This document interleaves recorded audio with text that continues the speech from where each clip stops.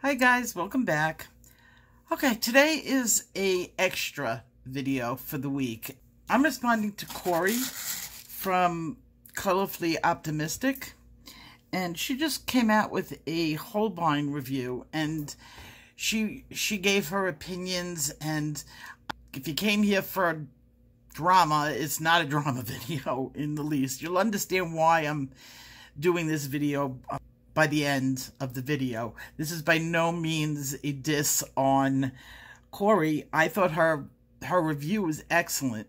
I might not agree with everything she said about the Holbeins, but she gave a good enough debate. I mean, she was a little bit nervous about, people coming down on her for her opinion, but they're her opinions, and she's entitled to that opinion, and she gave enough information behind that opinion that you can't just dismiss it.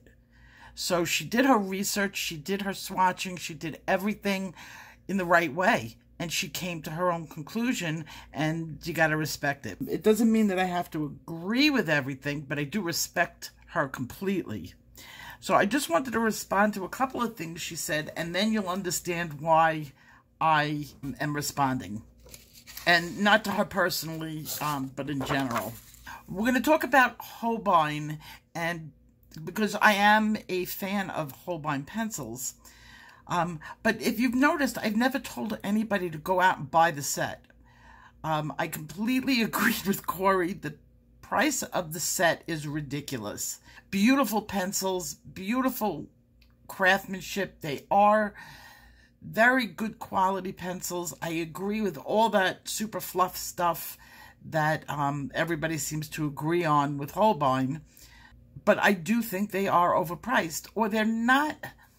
Okay, somebody who would be seeking out the knowledge of a YouTuber when it comes to Holbein pencils is really not the people who should be using Holbein pencils. If you're new, this is not the set for you. There are much better ways to go than Holbein. Now, I have a Holbein set. I've had it for many years. I received it as a gift from an angel of a subscriber who just made my Christmas one year by sending me all these pencil sets and then practically disappearing from my life. I mean, it was the craziest thing. So I did receive these as a gift, and if you've noticed, I haven't really used them. And the reason why I didn't use them on my channel, because I deal with coloring books. And in coloring books, these are not the pencils you want to put in the coloring book. So I've always said, oh my God, these pencils are so great, but I don't use them, which was true. I didn't use them. But when I got it, they were still selling them on Amazon. Then they stopped for a very long time, and you couldn't get a Holbein pencil in the United States if you wanted it. They were selling for $25 a pencil on eBay, if you can even get your hands on them. So I went through that period of time that I'm not touching my Holbeins right now. They're too expensive to be using on coloring books, and someday I'm going to do that one art piece that's going to be completely amazing, and that's the pencil set I'm going to use for it. Well, things have changed. Now Blick has the contract for being the provider of Holbein in the United States. I have a Blick right up the road from me.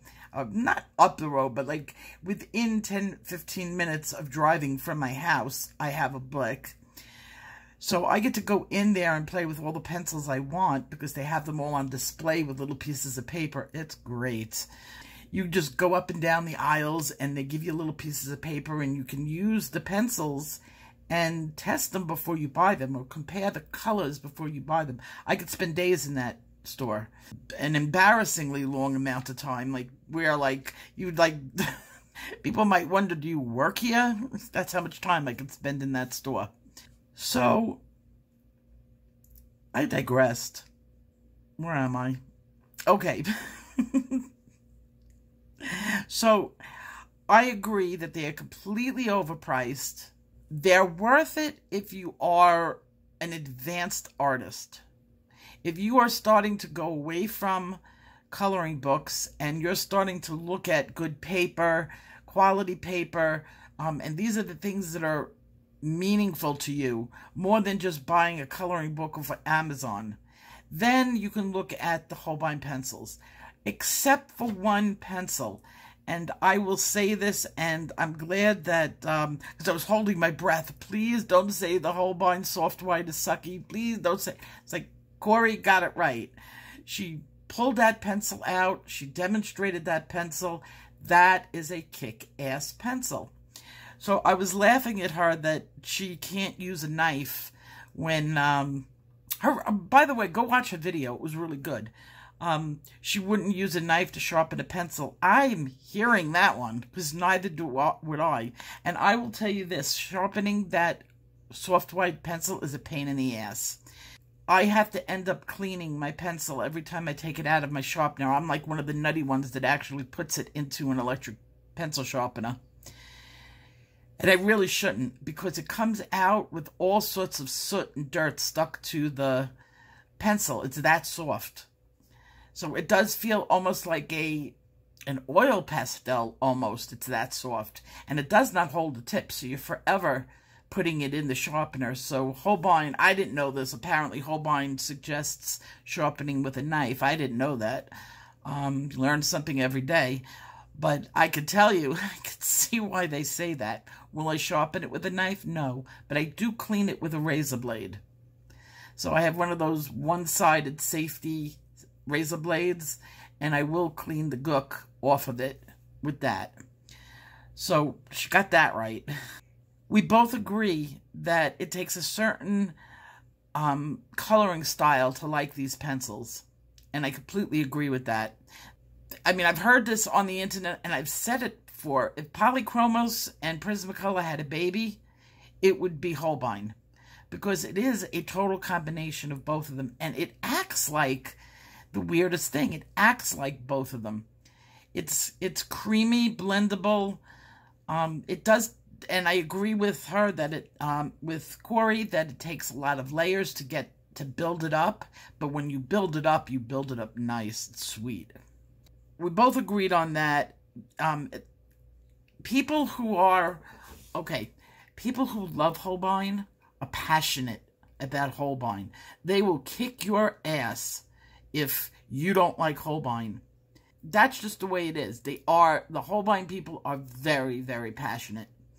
I see why. They're great quality pencils, and there's been some controversy with them, and we're going to get to that on the internet and why I need to talk about this. It actually had nothing to do with Kori's video. It's more other YouTubers giving opinions on other things with this. She also mentioned it has very little drag. And if you've ever worked with Prismacolor solely, you know the drag on that is fantastic. You can push that color across the page for miles. With this, it acts more like a oil pencil and has very little drag, which is really good when you want to put in details. Remember, the oil pencils don't have that much drag, and you could put your details there and they'll stay where you put them. Where Prismacolor, it's all over the place, and she proved it. She did the squishy test, where she smushed it across the paper with her finger, and that's a pretty good test to do. I never thought of doing that. Prisma will smudge all over the place. A lot of pencils do. These pencils she thinks are dusty. I've seen worse with dust. I will agree that there is a small amount of dust, but my Prismacolors have dust too.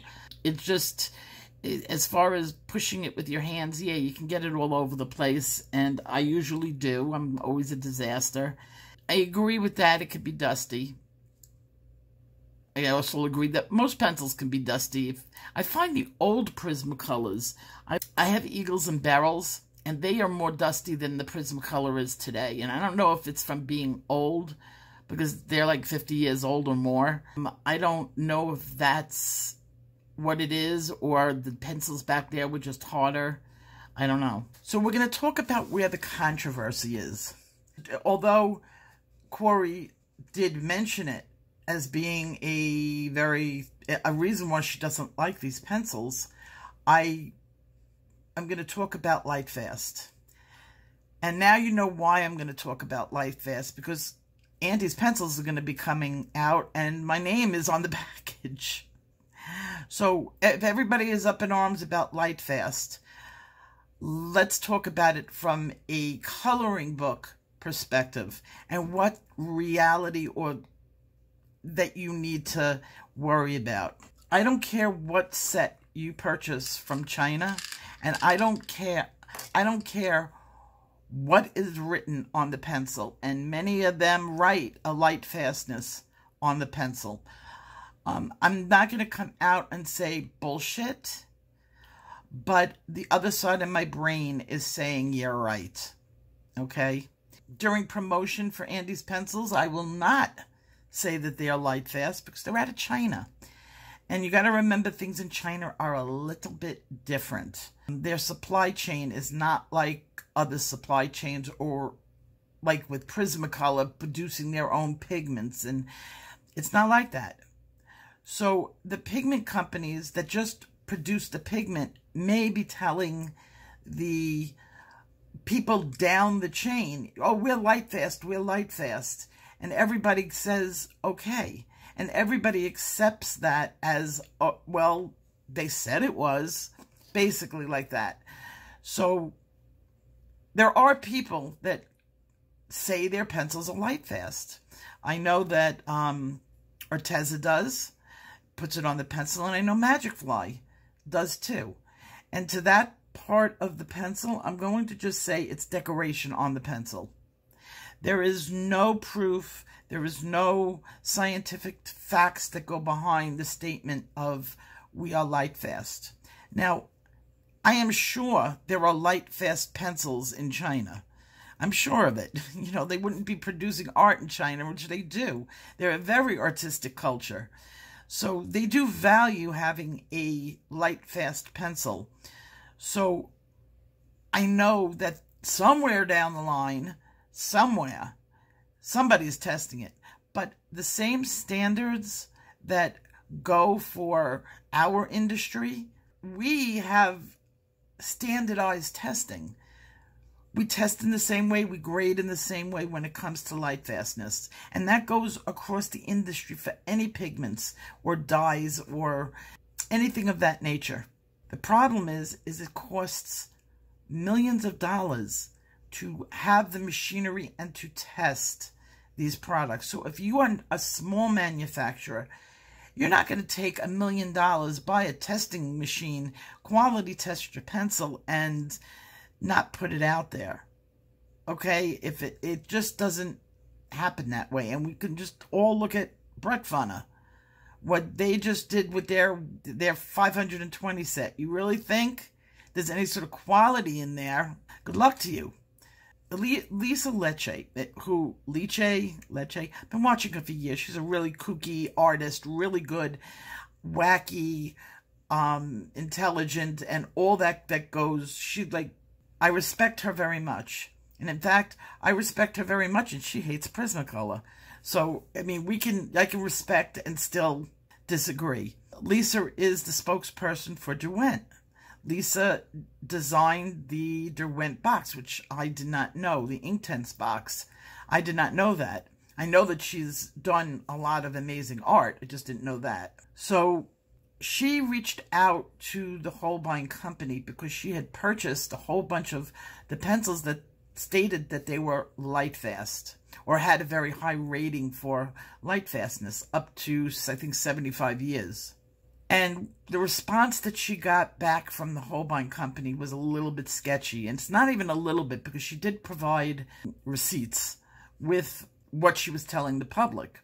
And I completely see why she came to the conclusion that this company, Holbein company, should not be trusted when it came to the Lightfastness of the pencil. I get that. But then another lover of Holbein, because come on, like you're either the lover and fan or you're a disliker, and the two just don't agree.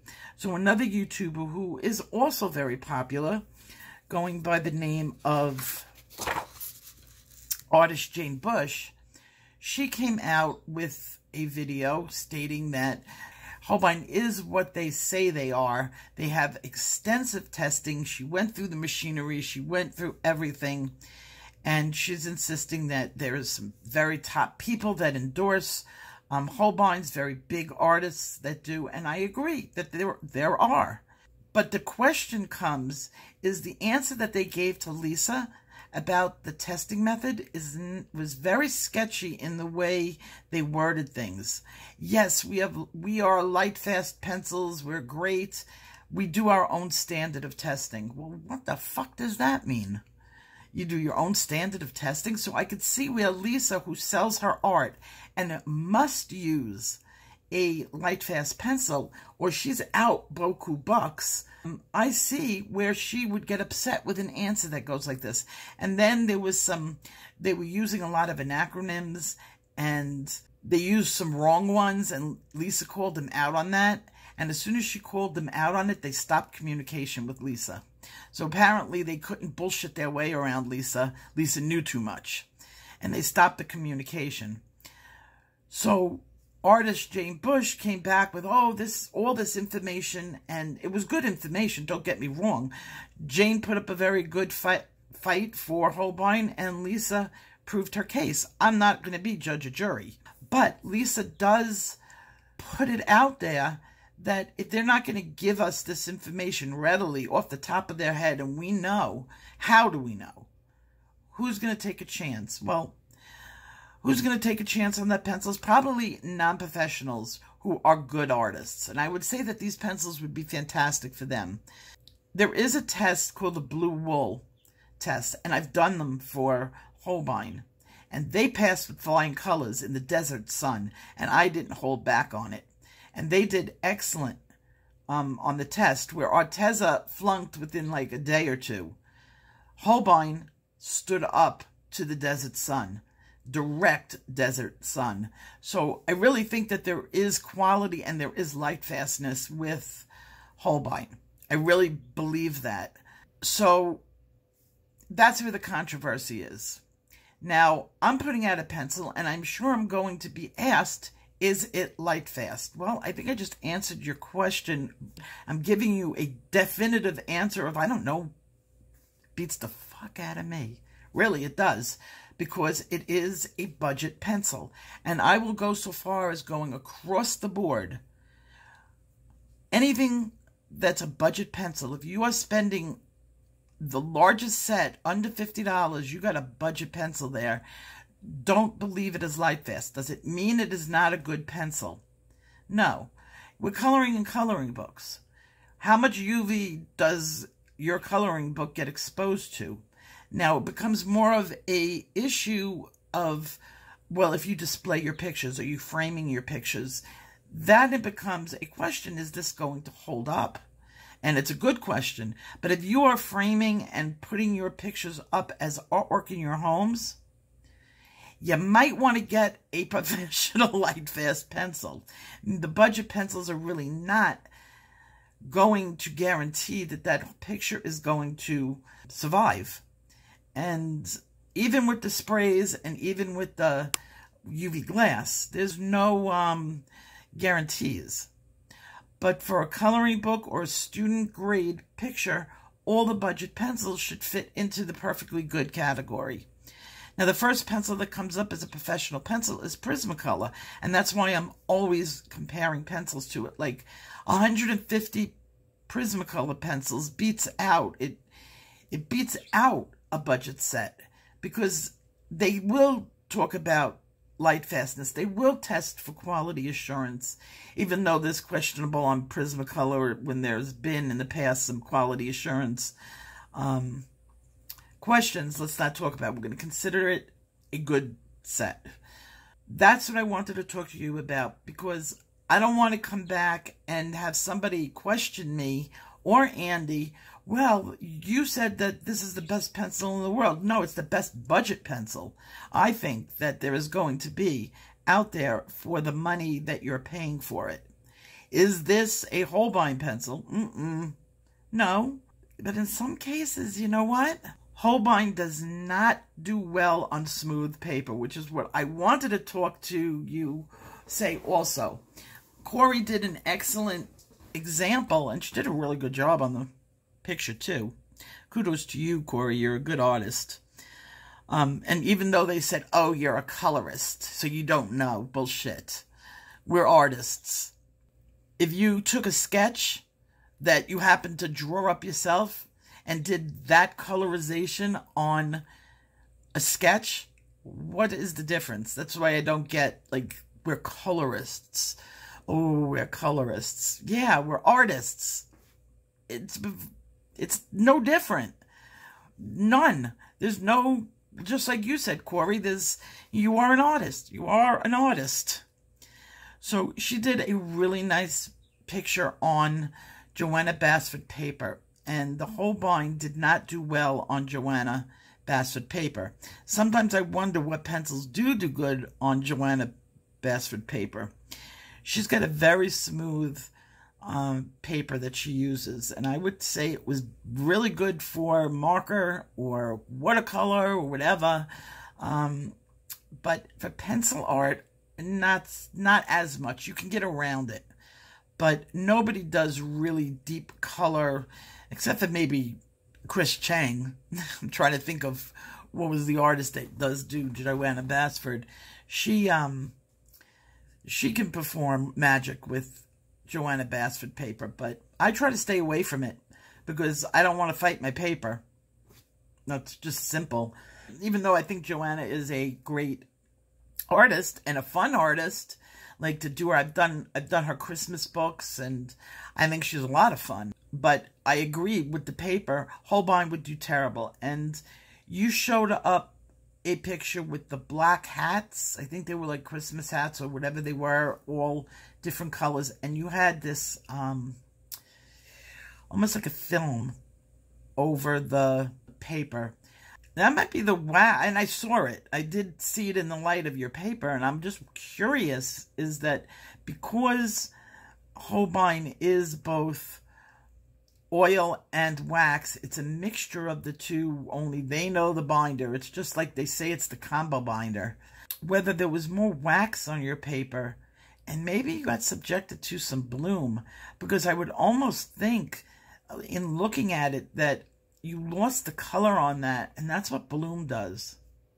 So I'm just wondering about that maybe these pencils do bloom like Prismacolor blooms, because Prismacolor is notorious for bloom.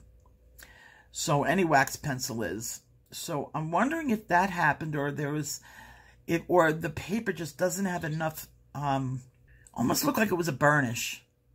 And that the paper, like the wax in that pencil, in the Holbein, may have gotten stuck in the tooth, clogged up the tooth, filled it up, because there's not much tooth to begin with on that paper, and you just started to burnish.